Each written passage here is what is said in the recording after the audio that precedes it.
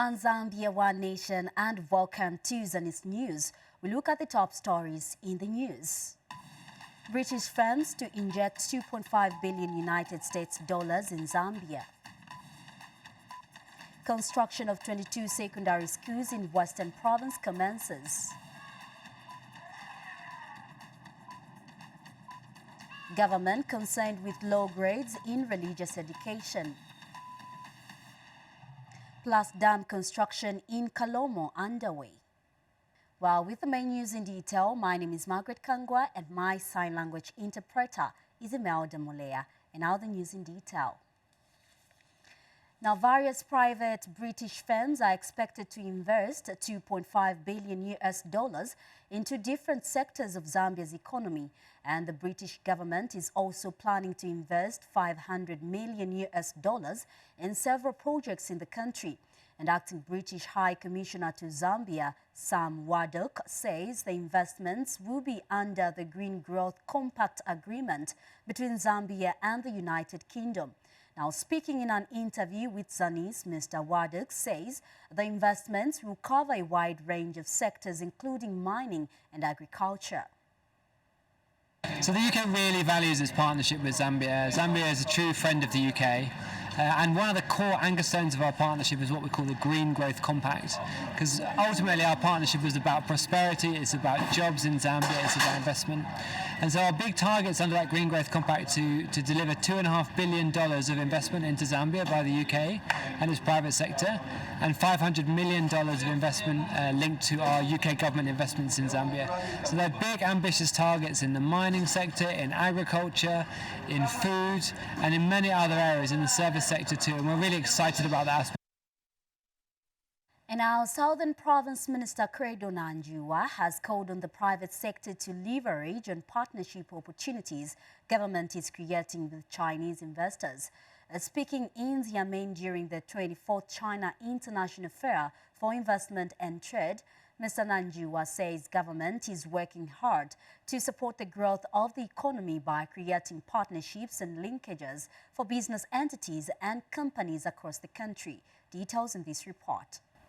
With the backdrop of the just-ended forum on the China-Africa cooperation, China has reiterated its commitment to partnering with African countries to promote foreign direct investment. At the ongoing 24th International Fair for Investment and Trade in Xiamen, China, the Chinese government has assured developing countries like Zambia of increased flow of foreign direct investments. We will actively promote self-determined opening up and unilateral opening up to the least developed countries.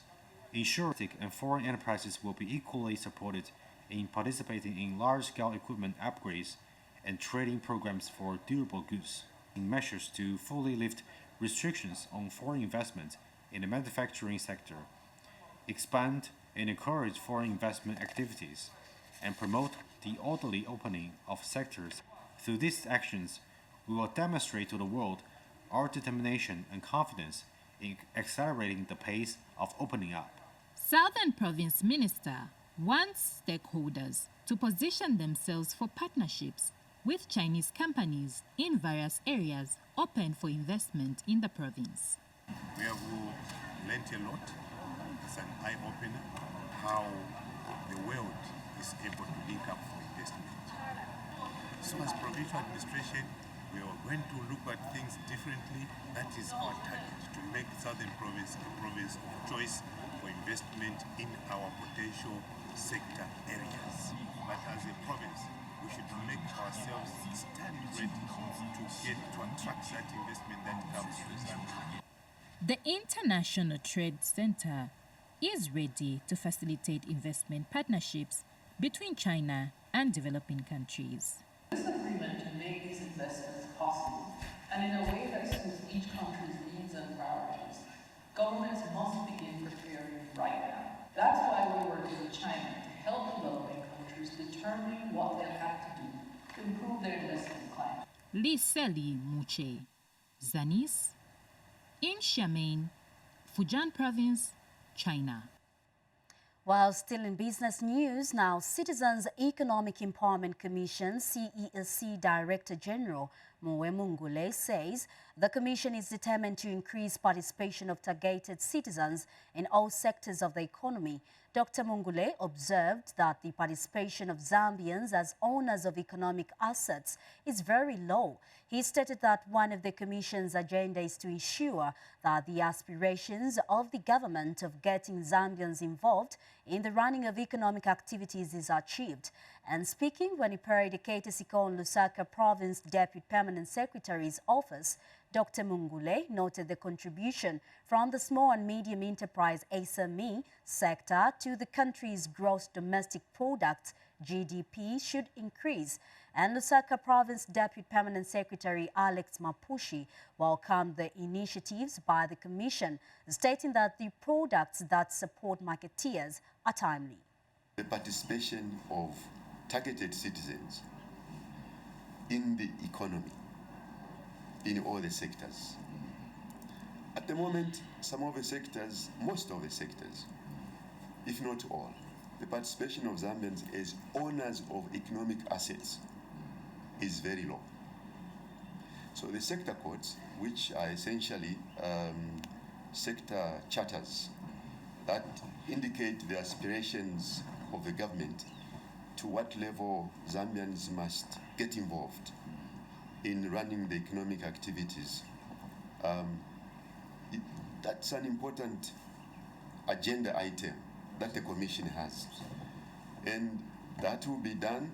The sector codes will be developed with the participation of the key stakeholders. The markets and these other informal sectors that you speak of, they are extremely important to the economy.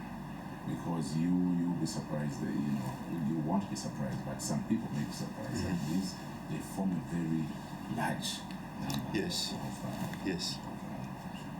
of people that contribute to the economy. So if we take care of them, they'll take care of the economy. So CEC then can come in, like you are going to try and see if you can come up with some products tailor-made, because it has to be specific. And now we get to education news, where the construction of 22 secondary schools in Western Province under the Zambia Education Enhancement Project has commenced.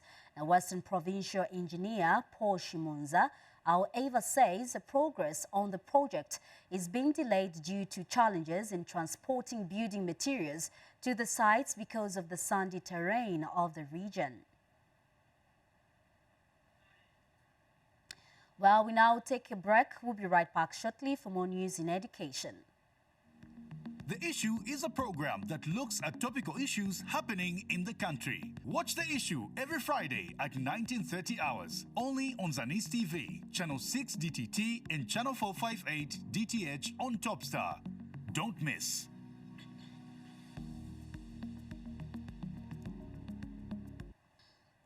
We continue with education news. Now, Kalia West Primary School in Mazabuka District has been furnished with a 1.7 million kwacha fully furnished ablution block and water reticulation system courtesy of Water for Water organization. Now, Water for Water Country Director Tumba Mupango says the organization has also started another water treatment plant project at the school to ensure access to clean and safe drinking water. Kazela Hawanda has more in this report. Good sanitation is key to quality health. That is why the provision of a modern ablution block at Kalia Primary School by Water for Water organization is significant. The school, situated in a densely populated area, has grappled with poor sanitation for some time. Management has appreciated the organization for considering the health standards of the school with this facility. I owe much gratitude to Water for Water for selecting our school, especially thanking Water for Water for their enormous and high quality of the modern ablution block, the tank stand, the tank given to our school. That will go a long way. However, the organization is delighted to extend a hand to this particular institution and has unveiled plans to support the school with more projects. The support to Kalea Primary and Secondary School is part of the overall goal for Water's water, sanitation, hygiene, and sanitation systems program to enable access to water and promote health in communities and grassroots public institutions such as schools. Mazabuka District Commissioner Oliver Mulamba was represented by the District Administration Officer Timothy Mulenga at the event. Kalea Primary and Secondary School will be the first school in the entire district to have such a facility. Distinguished guests, fellow community members, allow me to recall the past cholera incident we experienced as a country, which led to the extension of the holiday for our learners. For pupils, this facility is one they wish to protect dearly. Our gratitude cannot be overemphasized. We have been in a rough situation for a very long time. We have suffered from almost every challenge that comes with water shortage. Kalea West Primary School depended on these latrines before the construction of this modern ablution block by Water for Water. With this development, and sanitation here is expected to improve. Kazala Wanda, Zanis, Mazabuka District. And our government is saddened that religious education has scored the least in the 2024 Junior Secondary, Grade 9 External and General Certificate of Education GEC examination results compared to French. Mr. Siaka Lima said he was concerned that the lowest recorded subject was in Christian Religious Education 2044 at 15.70%, when Zambia is a Christian nation, while the highest mean score was recorded in French at 81.40%. Now, the minister said this when he released the 2024 Junior Secondary Grade 9 External and General Certificate of Education GEC examination results. Mr. Siaka Lima observes that out of the 138,084 that sat the examination, 120,680, representing 87.38%, passed in at least one subject, while 17,424, representing 12.62%, failed in all the subjects they sat for. Now, speaking when he announced the release of the external and GCE results in Lusaka, Mr. Siaka Lima says the results will be accessible through the SMS result notification system and access the statements of results online from the ECZ portal using their examination numbers effective 16th September 2024. This is the first time in history when the examination results are being released early, exactly 4 weeks after the end of the examination, and the examiners and markers have all been paid their increased marking allowances before the results are released.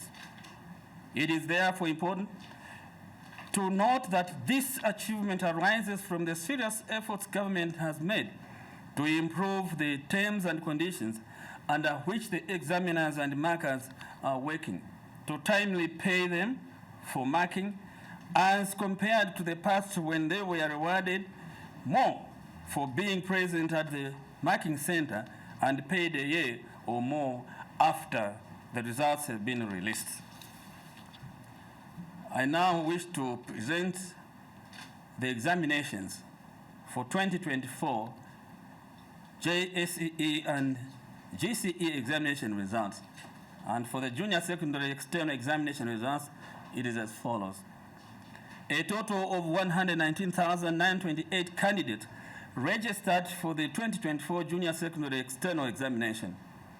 These included 51,790 boys, which is 43.18%, and 68,138 girls, which represent 56.82%.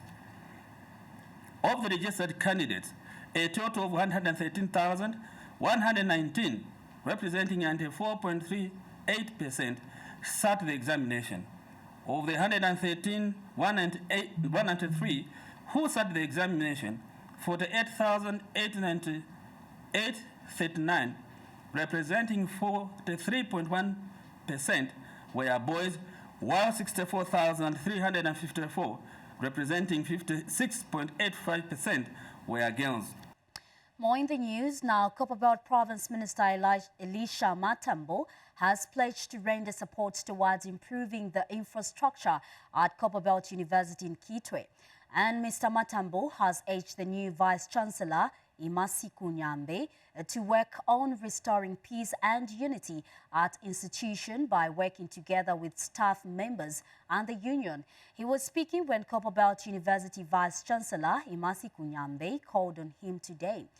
Professor Nyambe said he visited the minister to make him appreciate some of the challenges that the university is faced with.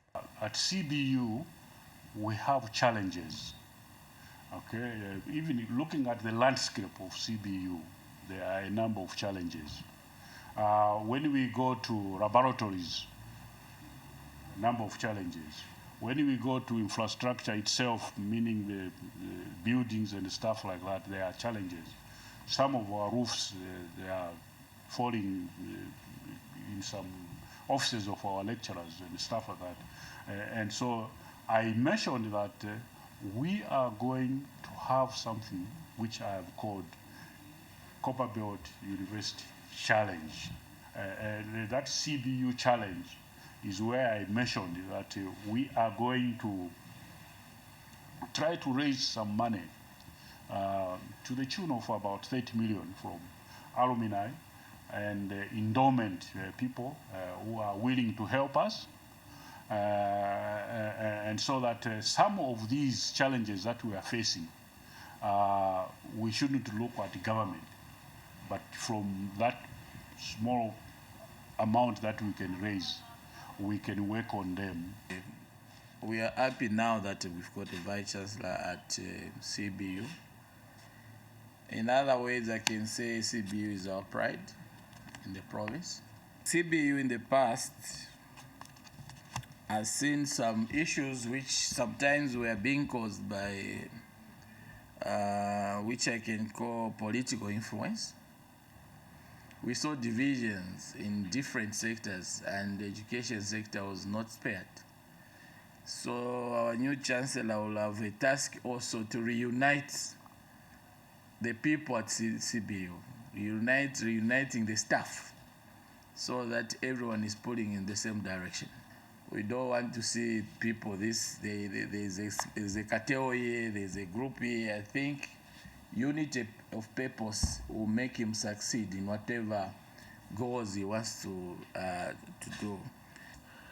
So to hear that the Vice Chancellor has this vision of putting up the alumni and other donors who come in and support this very important goal, I want to assure him as provincial administration will be there to support this project. And now over 35,000 youths and adults are accessing literacy education in youth and adult literacy education centers being offered in all primary schools throughout the country. Now, Ministry of Education Permanent Secretary Technical Services, Joel Kamoko, said this in a speech read for him by Muchinga Province Permanent Secretary Henry Mukungule during the commemoration of the International Literacy Day in Akonde District. They joined the rest of the world to commemorate the 2024 International Literacy Day. These are various stakeholders from the education sector and other sectors who came together to appreciate the importance of literacy. Nakonde District in Mchinga Province has hosted this year's national event where it was disclosed that over 30,000 youths and adults are accessing literacy education in 968 centers. Minister of Education Permanent Secretary Joe Kamoko, who was represented by Muchinga Province Permanent Secretary Henry Mukungole, reaffirmed government's commitment towards improving literacy levels in the country. Multilingual education is no longer a preserve of linguistic heritage, but it is now a weapon to open doors to new ways of thinking and understanding. When you learn in multiple languages, you gain access to a broader spectrum of knowledge and experience. And cooperating partners such as the United States Agency says strides will continue being made in supporting literacy. We have reached over 4 million. na kubantu kuchila pali 4 million abana ba ku primary fye. In ECE, Mkwai kumasambiro y'abalundondo grades 1 to 3, ba grade 1 kufika pa 3 in over 5,000 community and primary schools. The 2024 International Literacy Day was being held under the theme Promoting Multilingual Education, Literacy for Mutual Understanding. Henry Lumpa Jr., Zanis in Nakonde, Muchinga Province. Still in the news, Chief Mazimawe of Kasenengwa has commended Chisomo Community Program for the implementation of the Break-Free project targeted at fighting teenage pregnancies and early marriages in the chiefdom and the district as a whole. Sylvester Chishimba has more in this report. Continued to hinder young girls from reaching their full potential. In this regard, Chief Mazima of the Ngoni-speaking people in Kasenengwa district has partnered with Chisomo Community Program to spearhead the fight against child marriages and teenage pregnancies in his chiefdom. The situation before the onset of this break-through program, I think the situation was rather frustrating because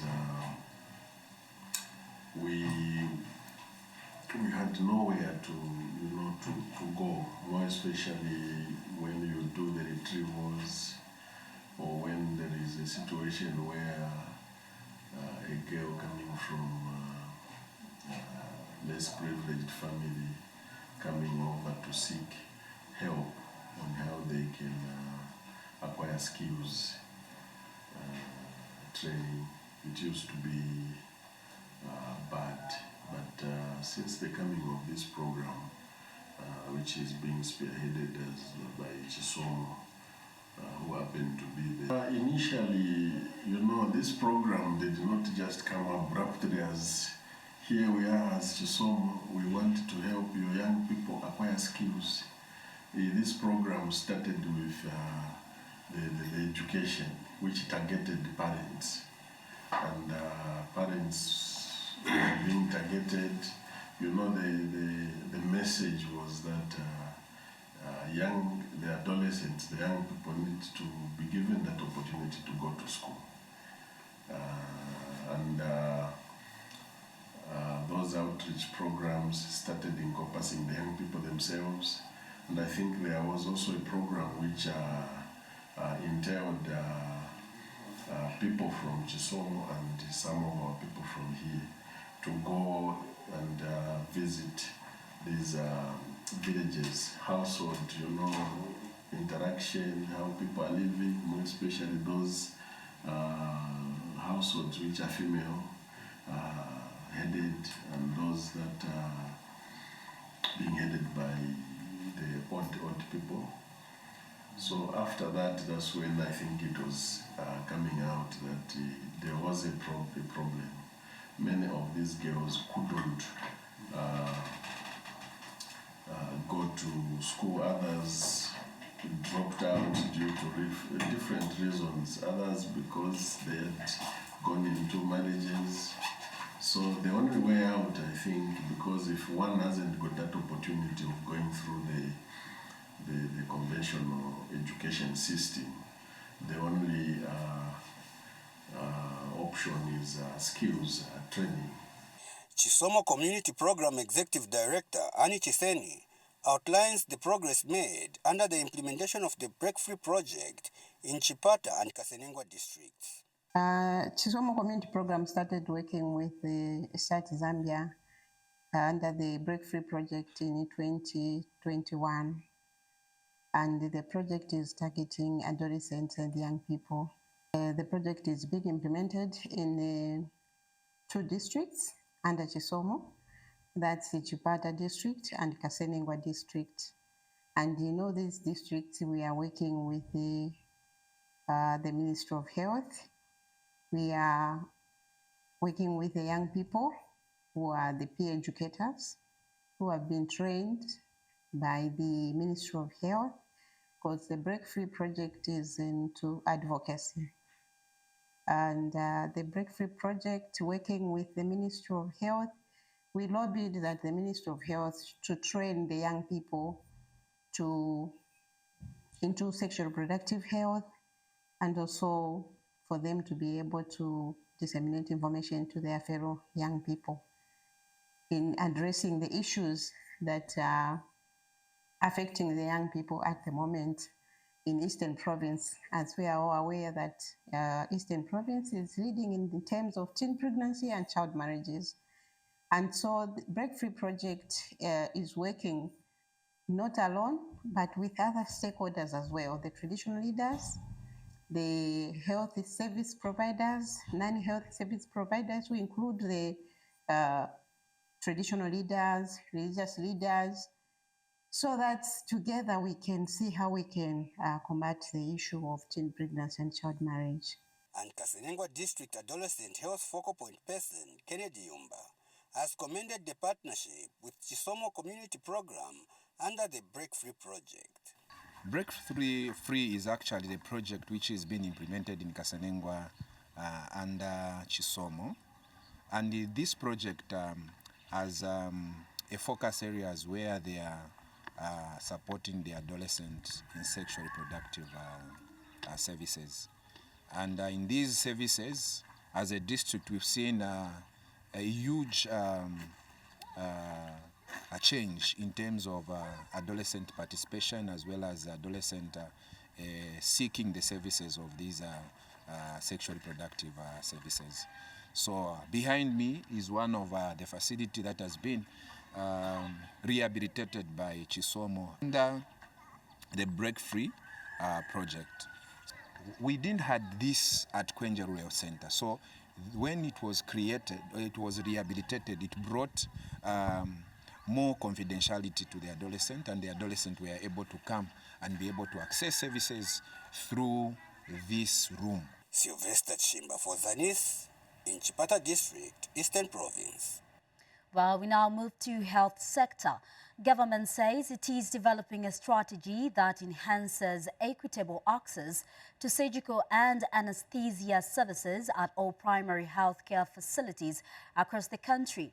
Now, Ministry of Health Permanent Secretary Technical Services, Kennedy Lishimpi, says the National Surgery, Obstetric and Anesthesia Plans has convened to revise the strategy plan and revitalize the National Surgery, Obstetrics and Anesthesia Plans aimed at improving maternal and neonatal care.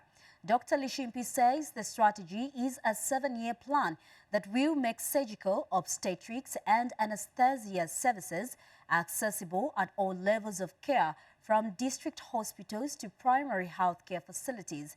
And Lusaka University Teaching Hospital UTH orthopedic surgeon consultant Emmanuel Makasa says the strategy marks a significant milestone in the journey towards equitable health care.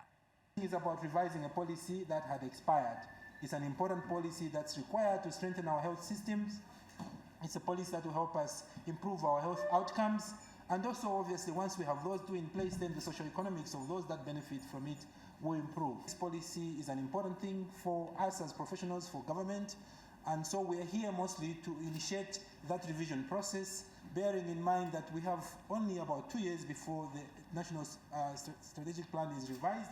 But we will strategically use this to ensure that we can even come up maybe with a framework that can cover the other part. So the objective of this meeting really is that we are going to sit, we have different professionals here. This approach guarantees that we address the full spectrum of service delivery, encompassing prevention, health promotion, treatment, rehabilitation, and palliative care.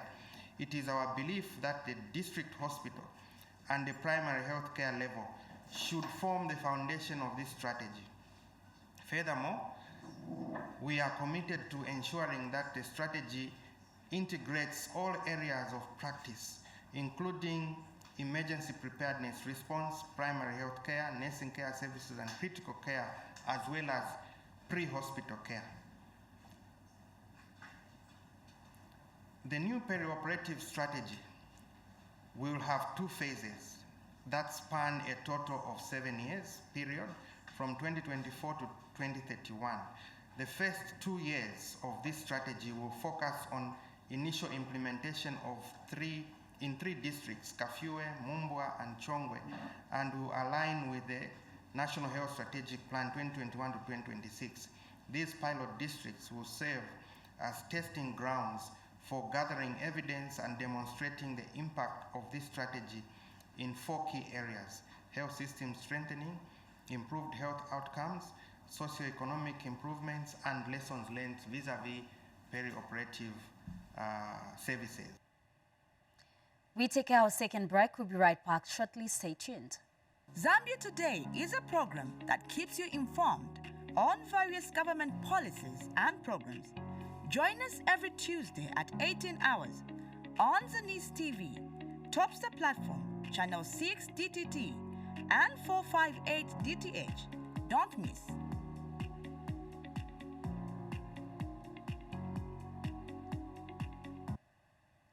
Welcome back. The news continues. Now, Central Province Minister Mwabashike Nkulukusa has warned civil servants involved in the administration of the various social protection programs to refrain from corrupt practices. Now, speaking when he addressed civil servants in Ngabwe districts, Mr. Nkulukusa says the provincial administration is receiving disturbing reports that some officers are enrolling friends and relatives on government vulnerability interventions. We have got more in this report. Central Province Minister Mwabashike Nkulukusa is in Ngabwe district on his familiarization tour of the region. Addressing the civil servants, Mr. Nkulukusa said the challenges the government has had is the management failure. And the minister says the government is currently doing geomapping to appreciate the endowment of each region. What has failed this country is not the endowments, it's not the weather conditions, it's management. Sometimes we have let down our colleagues, the volunteers there, that have volunteered for so long, and we have gone to pick other people simply because they are our relatives. What has failed us? Management. On social cash transfer, some people are inviting wives of civil servants to start collecting social cash transfer. If you have been given a responsibility to recruit people on social cash transfer, why recruit wrong ones? Why leave out the real beneficiaries and bring in wrong ones? The president knows that every place now is a potential mining area. We have been endowed so much. The government is doing what is known as the National Geological Survey, which is going to identify and bring to the fore what we have underneath our country. And these portions are going, or in mining you call them tenements. These tenements are all going to be known. In Ngabwe, there are 67 tenements. What does each tenement have under? Want illegal mining. DC, Council Chair, if whenever we find these issues, let us see how we can regularize them to move from illegal to legal. Earlier, the district administration highlighted the challenges that were adversely affecting public service delivery. The accommodation for the civil servant. We don't have much houses here. Because most of the people are coming from town. And they are here for about 3 weeks. The second week, they go to see their families. So if the accommodation will be here, then they are going to shift all of them here. And the transport actually. Yes. And the council chair can pick up from that. Meanwhile, District Education Board Secretary Victor Moyo presented a myriad of challenges to the minister. I'm speaking here as Debs. I don't have transport. And some other ministries seated here. Transport is a major challenge, looking at the terrain that we are in. Seriously affecting us is the issue of water. We don't have water, even in our schools. We are a committed cadre as civil servants. But then in terms of resources that we need to use to deliver service, they are not there yet in Ngabwe. Zanis reports in Ngabwe, Central Province. And our government, through the Ministry of Water Development and Sanitation, this year allocated funds towards the construction of 2 dams in Kalomo District, Southern Province. Now, Kalomo District Commissioner Joshua Sikaduli has inspected the ongoing works by the Zambia National Service Zanis to appreciate the progress on the dams before the onset of rains. Here is a report. Construction works of Mutowa Muntu and Jongolo dams in Dundumu's constituency of Kalomo are progressing well after the arrival of the contractor, the Zambia National Service, on site. District Commissioner Joshua Sikaduli inspected the ongoing works to appreciate the progress the men and women in uniform are doing of constructing the 2 water bodies. The project commenced early last month when the contractor Zambia National Service mobilized to site, and works so far have started, works have commenced. As you can see behind, the core trench has been excavated, waiting for it to be shaped properly to the correct dimensions, as well as backfilled, and then the continuous process will go further from there. So this 8th dam, the dimension it's about 200 meters across, with a height of about 14 meters. The crest width on top will be over 4 meters. And also we have a provision for a spillway.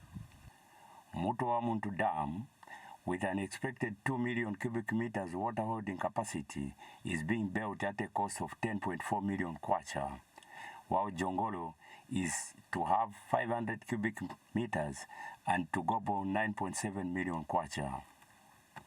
So apart from this site, Mutowa Muntu, we have another site, Jongolo.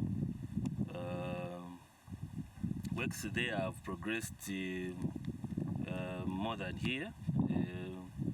As at last week, the project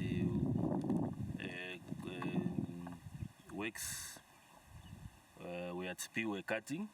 The construction of the dams is in line with government's quest to provide the rural masses with water for their domestic needs, animal watering, and to promote irrigation systems. The main purpose why we are constructing this dam is going to provide us with water, which is going to be used for irrigation, animal watering, livestock, and human consumption.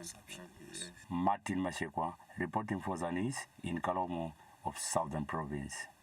And now, Luapula Province Permanent Secretary P.S. Mighty Mumba says government is committed towards ensuring that all chiefs' palaces that are under construction are completed this year. Mr. Mumba says the construction of palaces in some districts have advanced and indication that the contractor will be able to meet the deadline. He has, however, expressed concern with the slow pace of works at a few construction sites of the palaces. Mr. Mumba said this when he called on Chief Kasomaluela in Chembe district, who expressed concern over the slow pace of works on his palace. Chief Kasomaluela complained that his palace is still at the slab level and wondered if the contractor will be able to complete the project on time. Concerning our place of quality, the construction of palace, I'm not very happy.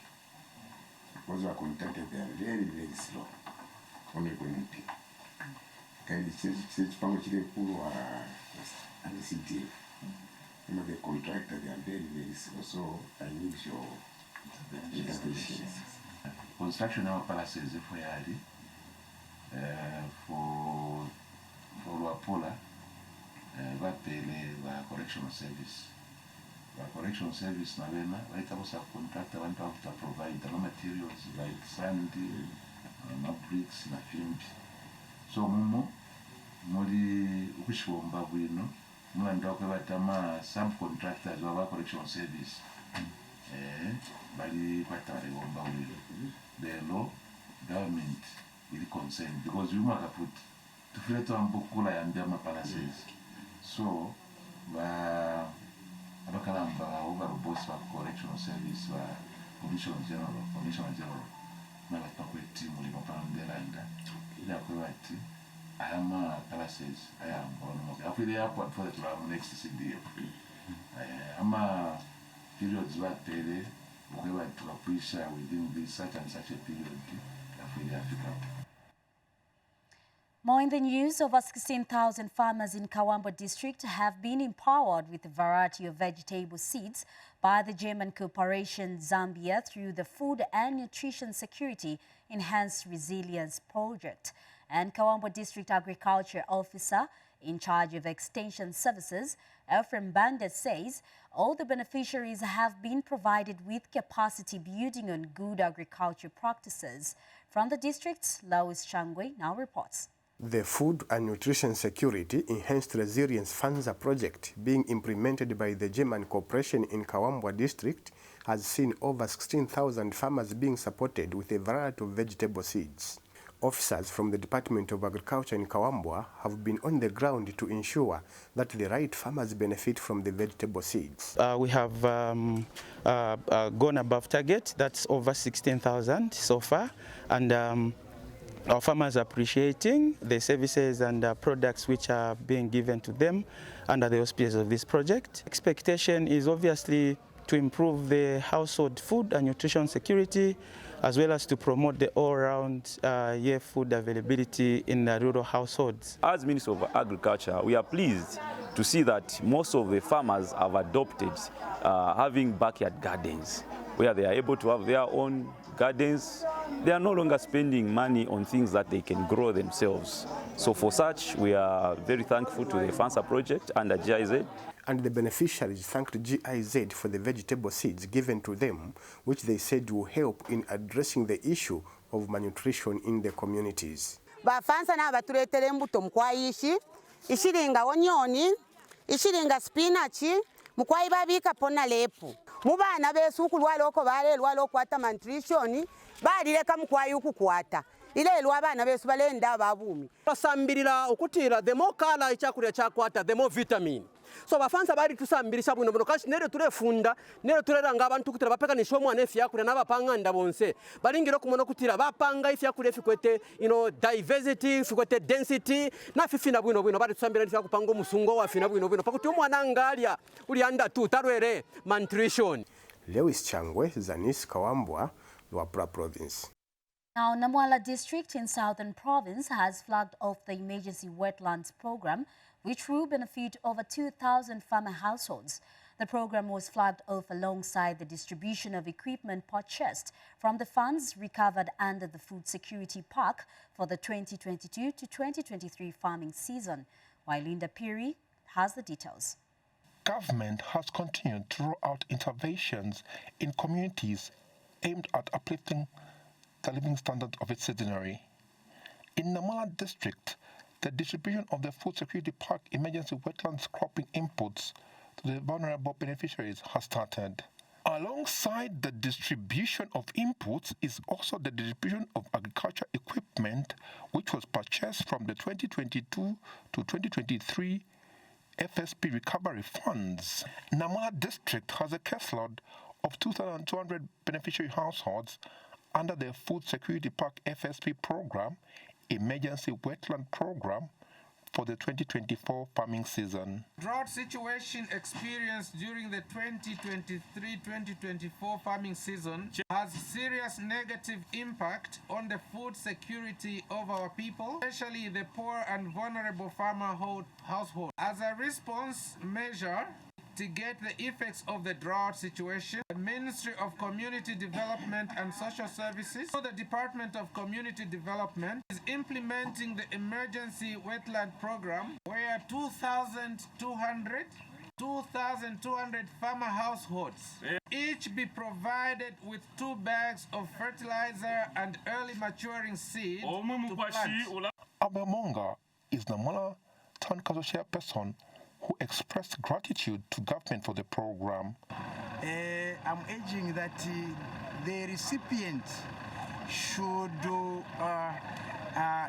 take these what they have received seriously and should go and cultivate to end the hunger in the district, because this is the purpose of this wetland program. District Community Development Officer Cynthia Boku shares the insight of the program. Namala. In the same vein, we have also handed over equipment that were bought using the recoveries fund for 2022-2023 recoveries. We have also encouraged our farmers to go and plant the seeds. They should not keep the seeds. They should not sell the seeds. We have told them to plant immediately because these farmers already prepared, said they'll be receiving these inputs.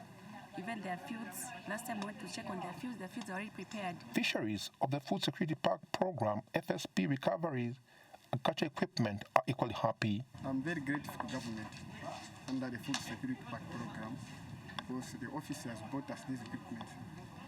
It will help us in our lives and also empower the communities. While in the PV reporting in Namala district of Southern. And finally in the news, the Zambia National Federation of the Blind, ZANFOB, in partnership with Smokehouse Zambia Limited, have embarked on training of 100 visually impaired individuals in smoking meat products.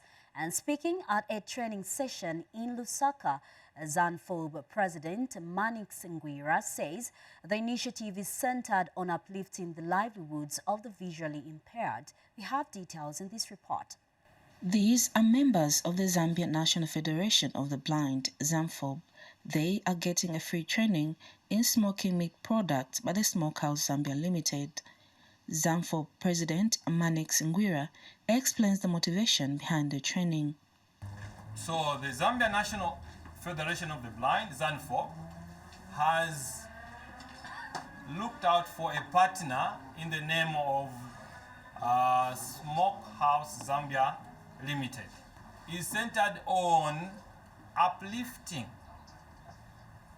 the livelihood of our members of the Zambia National Federation of the Blind.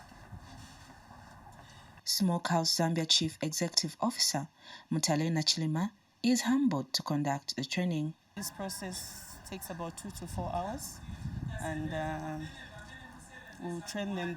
What's included in this process is how to smoke both red and white meats, how to package, how to preserve, pricing and storage. Why did you decide to do this? I believe every disability does not make someone less functional, to the community. So I believe in equal opportunities. So I thought of these guys that they're also able. If I can do it, they can also do it.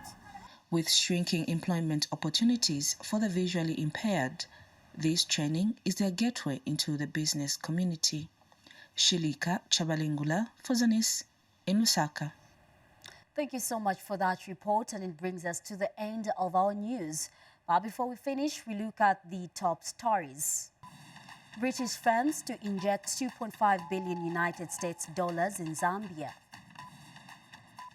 Construction of 22 secondary schools in Western Province commences. Government concerned with low grades in religious education. Plus dam construction in Kalomo underway.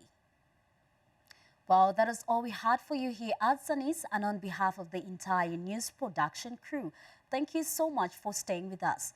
It has been Margaret Kangwa, and my sign language interpreter has been Imelda Malaya. Stay tuned.